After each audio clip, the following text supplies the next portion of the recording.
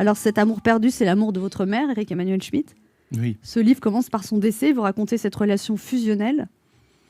Oui. Vous dites que c'est la première fois que... Oui, la première phrase du livre, c'est Maman est morte ce matin et c'est la première fois qu'elle me fait de la peine. Parce que c'est exactement ce que j'ai vécu. J'avais une relation absolument extraordinaire avec ma mère. Et je ne pensais pas qu'elle pouvait me faire un coup de salaud.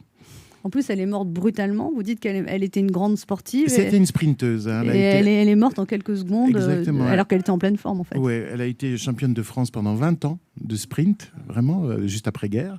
Et c'était vraiment une championne, mais elle a été aussi une championne de la mort. Elle est morte en pleine forme en quelques secondes.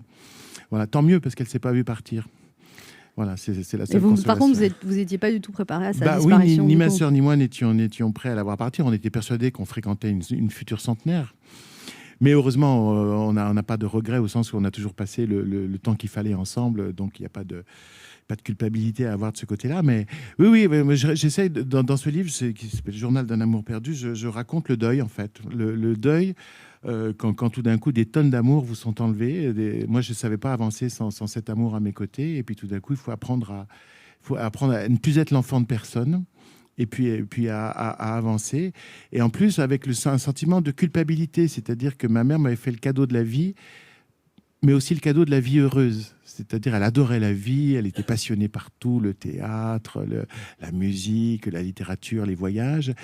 Et voilà, elle m'a rendu gourmand de la vie et heureux. Et tout d'un coup, elle n'aurait pas supporté que je sois aussi malheureux.